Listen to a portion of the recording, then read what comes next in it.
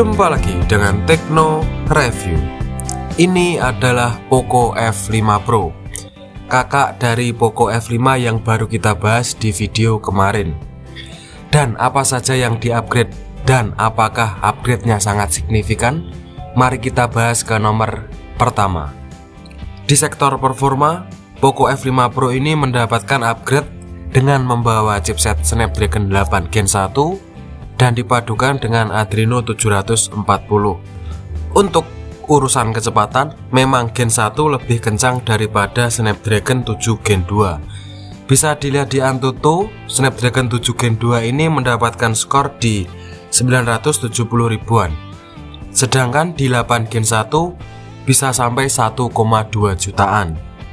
Lalu HP ini sama sudah LPDDR5 dan sudah menggunakan UFS 3.1 dengan baterai yang sedikit di-upgrade yaitu 5160 mAh dengan pengisian 66 Watt. Dan seperti HP Xiaomi pada umumnya, semua charger case tempered glass sudah ada di dalam box pembelian. Oke, lanjut. Lalu HP ini jalan di Android 13 dan OS di MIUI 14. Memang jika di-compare secara data, memang Poco F5 Pro ini unggul dari Poco F5 biasa. Tapi jika membahas performa, itu bukan soal kencengnya doang, tapi tentang kestabilan.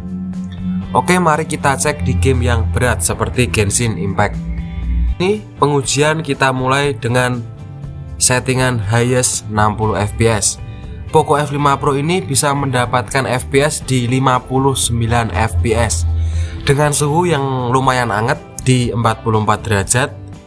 Ini sangat stabil karena hampir 60 fps. Kenceng parah sih Poco F5 Pro ini.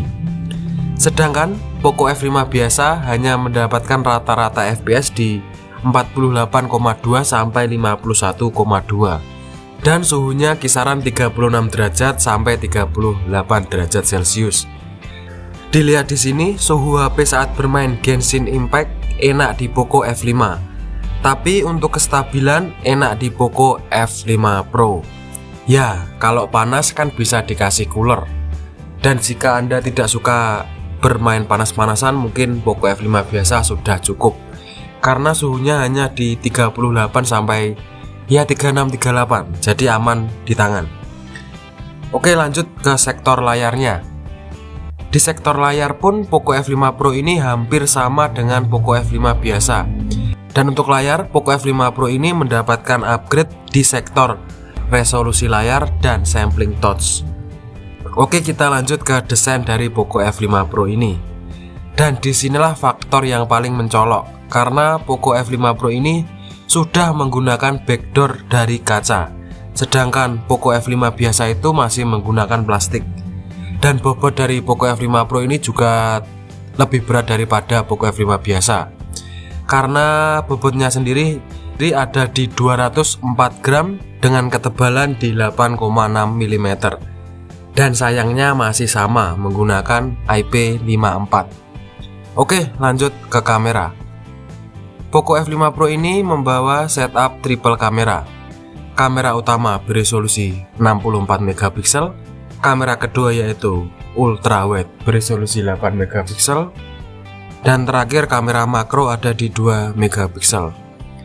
Dengan perekaman yang di-upgrade bisa sampai 8K 24 fps dan 4K bisa sampai 60 fps. Dan sudah ada gyro AIS.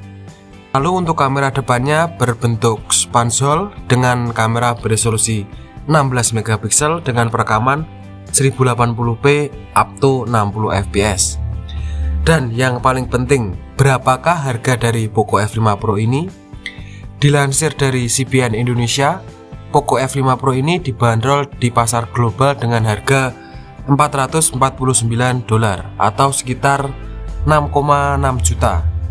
Dan sayangnya lagi, untuk Poco F5 Pro ini belum dapat kabar resmi apakah akan diluncurkan ke Indonesia atau tidak. Karena yang baru terdaftar di TKDN adalah versi yang reguler, yaitu Poco F5 biasa. Jadi gimana menurut Anda tentang Poco F5 Pro ini? Apakah lebih worth it daripada Poco F5 biasa? tulis di kolom komentar. Dan jangan lupa like video ini jika bermanfaat dan dislike jika tidak bermanfaat. Dan saya Tekno Review, see you.